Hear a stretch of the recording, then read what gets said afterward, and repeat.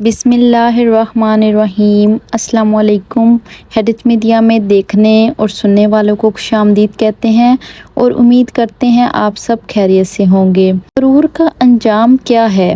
آج کی اس واقعے سے ثابت ہوگا غرور کا انجام کیا ہوتا ہے۔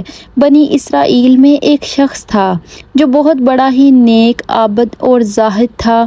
سب لوگوں میں اس کی بڑی عزت تھی۔ لوگوں میں اس کی نیکی اور پارسائی کا بڑا ہی چرچا تھا۔ اسی علاقے میں ایک شخص اور تھا، لوگ اسے بہت برا انسان سمجھتے تھے۔ وہ تھا ہی ایسا بدعمل اور بد کردار، کوئی بھی اسے اچھا نہیں سمجھتا تھا۔ ایک روز اس گنہگار شخص نے دیکھا کہ وہ نیک آدمی ایک میدان میں بیٹھا ہوا ہے، ہر طرف تیز دھوپ پھیلی ہوئی ہے، مگر اللہ کے اس نیک بندے پر ایک بادل کے ٹکڑے نے سایہ جا کر رکھا ہے۔ گنہگار نے یہ منظر دیکھا تو اپنے دل میں بڑا شرمسار ہوا اور یہ خیال پیدا ہوا کہ اس چلچلاتی دھوپ میں جہاں دور دور تک سایہ نہیں ہے، بادل کے ایک ٹکڑے نے صرف اس لیے اس پر سایہ کر رکھا ہے کہ یہ اللہ کا نیک بندہ ہے، کیوں نہ میں بھی اس کے ساتھ بیٹھ جاؤں۔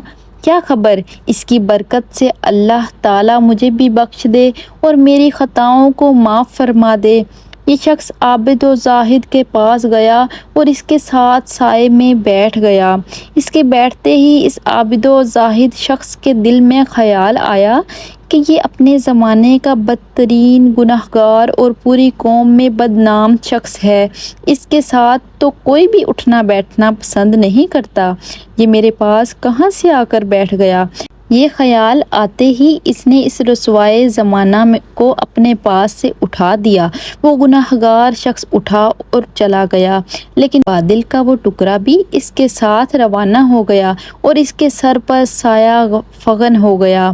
اس وقت کے پیغمبر کو وحی آئی کہ ان دونوں سے کہہ سو کہ نئے سرے سے اپنے اپنے اعمال کی ابتدا کریں، کیونکہ اس فاسق و فاجر نے جو کچھ کیا، ہم نے اس کے خلوص حسن نیت اور جذبہ شرمساری کے سبب اسے بخش دیا اور اس کی پچھلی ساری خطائیں معاف کر دیں، جبکہ اس عابد کی تمام نیکیاں اور اچھے اعمال اس کے تکبر کی وجہ سے اس سے چھین لیے گئے۔ اللہ پاک ہمیں غرور کرنے سے بچائے۔ اللہ پاک آپ کا حامی و ناصر ہو۔ خدا حافظ۔